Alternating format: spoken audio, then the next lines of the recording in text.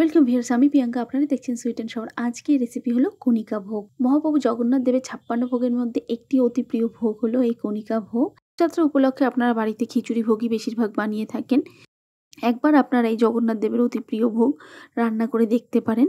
খুব ইজিভাবে আমি আজকে কণিকা ভোগ তৈরি করেছি। তাহলে আসুন দেখে নিন এই কণিকা ভোগ রান্না করতে আমাদের কী কী ইনগ্রিডিয়েন্টস লাগছে। 150 গ্রাম গোবিন্দভোগ চাল নিয়ে নিয়েছি। আপনারা চাইলে বাসমতি চালেও ইউজ করতে পারেন। চালটাকে আমি ভালো করে ধুয়ে পরিষ্কার করে নিয়েছি। পোলাওতে দেওয়ার জন্য লাগছে কাজু, কিশমিশ, ঘি 2 চামচ, গুড় পরিমাণ মতন। পোলাওটা যেহেতু একটু মিষ্টি মিষ্টি হয় সেই জন্য গুড়টা একটু বেশিই লাগে। আপনারা আপনাদের স্বাদ মতন দিয়ে দেবেন। আমার কিছু গোটা মশলা লাগছে, যেমন গোটা জিরে, তেজপাতা, দারচিনি, গোটা এলাচ, গোটা লবঙ্গ। কণিকা ভোগ রান্না করতে একটা স্পেশাল গুঁড়ো মশলা ইউজ করা হয়। সেই মশলাটা আমি দেখিয়ে দিচ্ছি কিভাবে তৈরি করে। আমি এখানে দারচিনি গুঁড়ো নিয়ে নিচ্ছি, অল্প গোলমরিচের গুঁড়ো, আর একটা জায়ফলকে আমি গ্রেটার দিয়ে গ্রেট করে নিচ্ছি। আমার গুঁড়ো মশলাগুলো রেডি হয়ে গেল। যে কোনো পোলাও রান্না করার সময় 1 কাপ চালে 2 কাপ জলই দিতে হয়, তাহলে দেখবেন পোলাওটা খুব সুন্দর ঝরঝরে হয়। কিন্তু কণিকা ভোগটা খুব একটা ঝরঝরে থাকে না বলে সেই জন্য আমি এখানে 1 কাপ চালে 2.5 কাপ জল দিয়ে দিচ্ছি। আমি জলের মধ্যে একে একে সব ইনগ্রিডিয়েন্টস গুলো দিয়ে দিচ্ছি। প্রথমে গোটা মশলা, তারপরে কাজু কিশমিশ, এবার দিয়ে দিচ্ছি গোবিন্দভোগ চালগুলো, দিয়ে দিচ্ছি গুড় দিয়ে ভালো করে মিশিয়ে নিচ্ছি।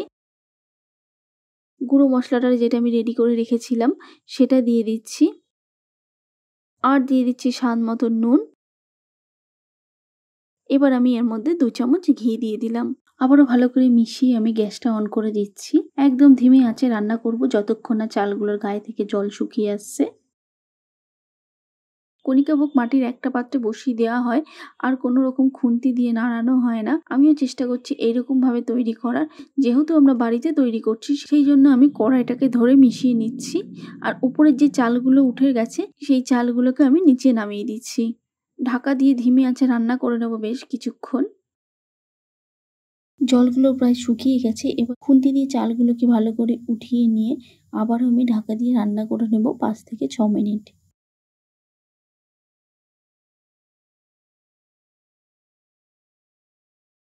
5 থেকে 6 মিনিট হয়ে গেছে। পোলার চালগুলো ভালোভাবে সেদ্ধ হয়ে গেছে।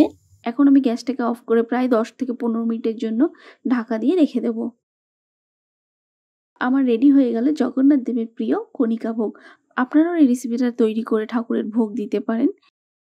আমার কণিকা ভোগের রেসিপিটা কেমন লাগলো অবশ্যই আমাকে কমেন্ট করে জানাবেন। আর আমার চ্যানেলে নিত্য নতুন আপডেট পেতে অবশ্যই আমার চ্যানেলকে সাবস্ক্রাইব করতে ভুলবেন না। আজকে তাহলে আসি, দেখা হবে অন্য কোনো রেসিপির সঙ্গে। ভালো থাকবেন।